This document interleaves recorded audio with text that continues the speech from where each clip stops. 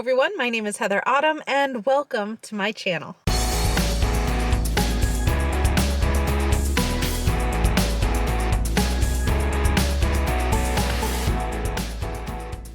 It's almost Thanksgiving and I'm looking forward to it. This year I want to do something a little bit different. A lot of my family lives in other states and things like that, and so I'm just kind of by myself, and that's okay. It just means less dishes. And it also means that I have a lot of freedom to go and try different things for the holiday as opposed to going and cooking the same things over and over. I'm also not a massive fan of leftovers, and I don't entirely like turkey. I just hardly eat it, and so I'm more of a meat seafood type of person. Poultry I can eat, but it's not my favorite. I don't normally go out of my way to go get it, and to cook a huge turkey for one person, it's just not gonna work. So I know in a past episode I went and I cooked a Cornish game hen, but this year I want to try something different. I want to make things smaller because I feel like it keeps better in the fridge. A lot of the items I'm going to show you can freeze, and frankly I just don't want a massive turkey taking up room in my fridge and then I'm forcing myself to eat it. Also, to be fair, those things are expensive. So I'm going to go and try a totally different approach for that, as well as the pumpkin pie, because I definitely like pumpkin pie, but I just want something that is a little bit more compact and of course cheap if I can. So I'm gonna head to the store and pick up some items, and then we're gonna cook Thanksgiving dinner. And I hope this gives you some ideas for your Thanksgiving, especially if you are celebrating as a single like myself. So with that, let's head over to Market Basket, which I'm sure on a weekend is gonna be a delight.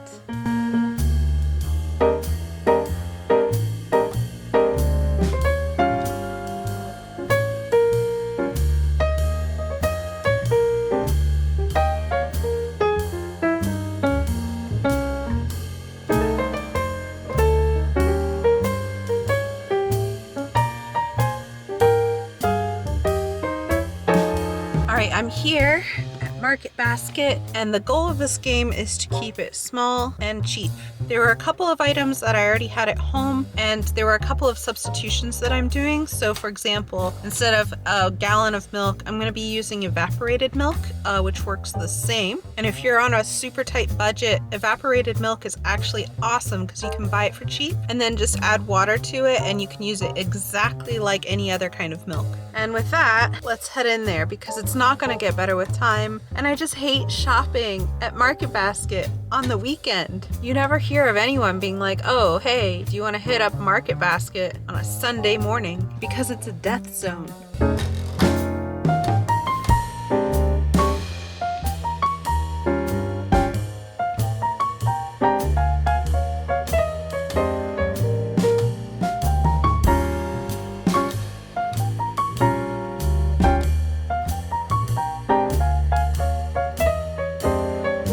I've worked really hard on being patient, but there's just a certain type of person, and this certain type of person will take their cart down a crowded aisle and park the cart in the middle of the aisle and then stand, on either side of it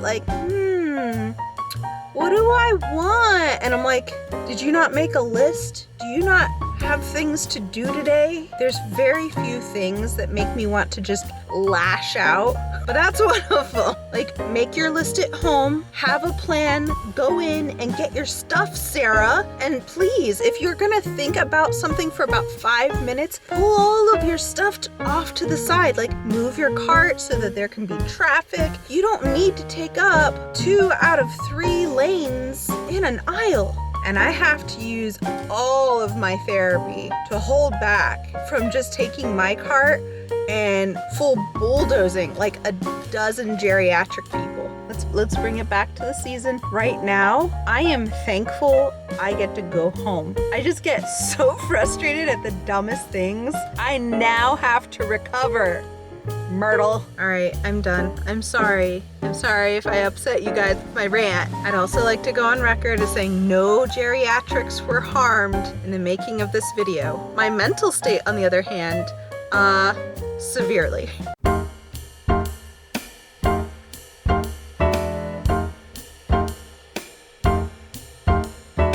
We got got home just in time. It just started raining, it's drizzly and kind of gross out. So again, the goal of this is that if you are having Thanksgiving alone, you don't have a lot of space or a lot of money, then this is an option, right? A lot of the items that I'm gonna be including, like the gravy or the cranberry sauce, are honestly like open a can or add water to a mix. And the things that I'm actually cooking are pretty simple. In fact, the biggest thing is going to be the turkey meatballs, which I'm gonna start on first. And I like these because you can make the meatballs and then put them in your fridge or even freeze them. And then when you want to eat them, you can either thaw them out or heat them up and make this glaze, and it's just really nice and easy. So with that, let's get started on these turkey meatballs. So for the turkey meatballs, the thing that I love about this, besides the fact that you can make it ahead and freeze it and stuff like that, is that it uses a pound of ground turkey, which means it's gonna be way cheaper than if you were gonna go and buy an entire bird or even a chicken at this point. So the first thing you wanna do is preheat your oven to 375 degrees Fahrenheit. And in a large bowl, you're gonna combine your ground turkey, breadcrumbs, Parmesan, parsley, eggs, garlic, and your salt and pepper. You're gonna just mix that together. I like to use my hands, but I like to wear gloves. I just like to know the feeling and the texture of when it's ready as opposed to over mixing it. At this point, you wanna go and take your meatballs and you can roll them by hand, or I like to use one of these little ice cream scoopers. And you wanna have 1-inch diameter balls. And whether you decide to roll or scoop, you wanna take them and put them on a baking sheet and pop them into your preheated oven for around 20 to 25 minutes.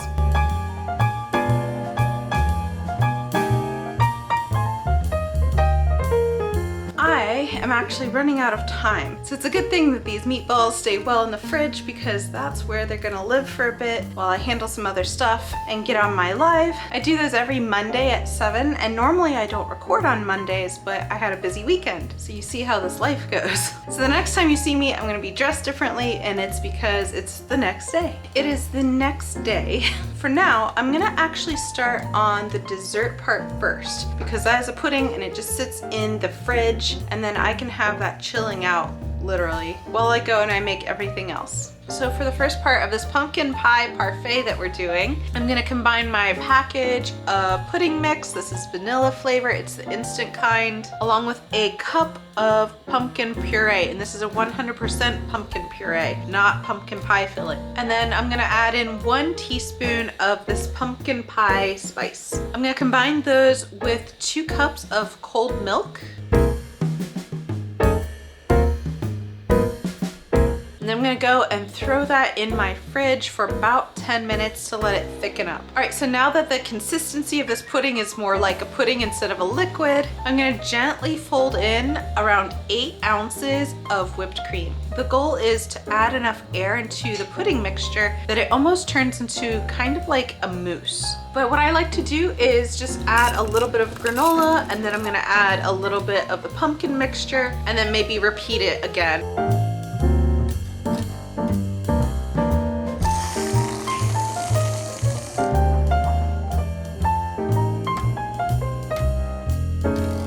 And that will kind of mimic a pumpkin pie. And the nice part is it takes up less room in your fridge, and again, super cheap. So I always feel bad if I don't have veggies with my Thanksgiving dinner. So this year I wanted to do green beans, but I didn't want to go the traditional green bean casserole route. If it's there, I'll have it, but I didn't want to make the personal effort to cook it if I was just not that into it. So instead, I got some fresh green beans, and what I'm gonna do is cut off the tips and give them a good wash. And then I'm gonna dry them off really well and add some olive oil, some Parmesan cheese, and some garlic powder, as well as salt and pepper, and just give those a good mix together and just make sure they're really well coated. And then I'm gonna preheat my oven to 425 degrees Fahrenheit, and then you're gonna go and arrange those green beans on a parchment covered baking sheet. Pop them into your oven for about 25 minutes, turning them over halfway.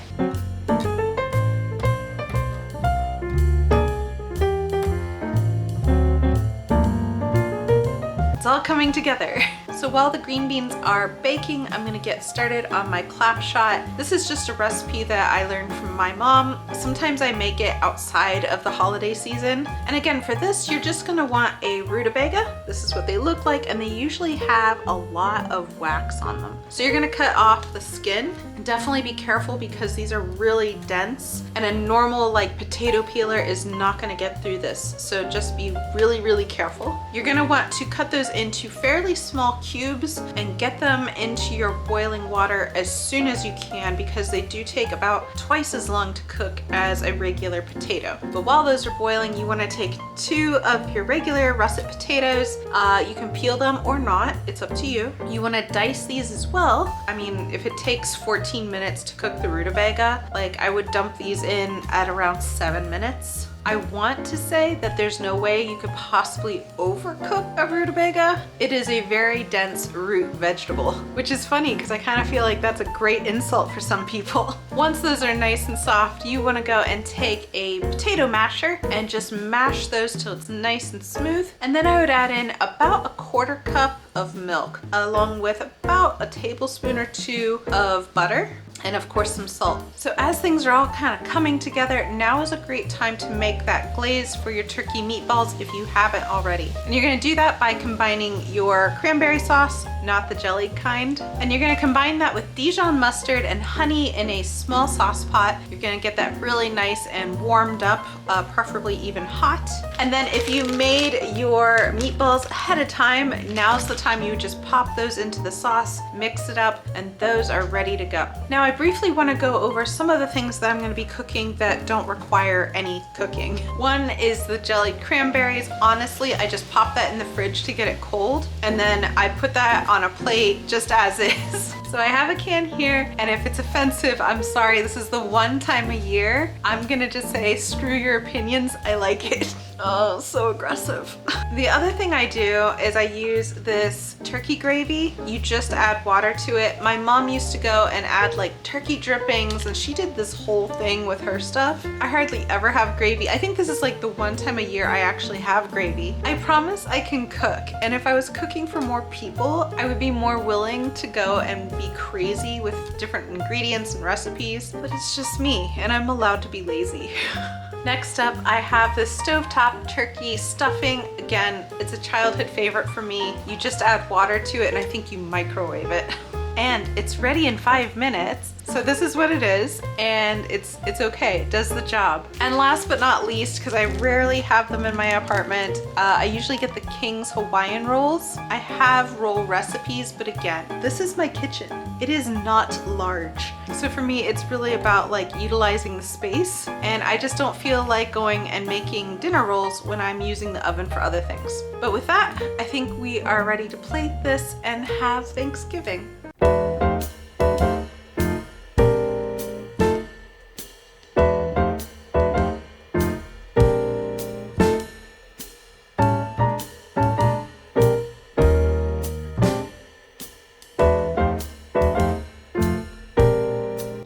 Going down, and Thanksgiving for me is served. So you have stuffing, we have those garlic Parmesan green beans, the meatballs are there, as well as the clap shot, and of course my favorite, you have this cranberry sauce. Not sorry. I also have a little Hawaiian roll, and lastly I have my parfait, which you can see here. First up are the meatballs with that cranberry glaze, and it has a little bit of that clap shot on there. So I'm gonna give this a try.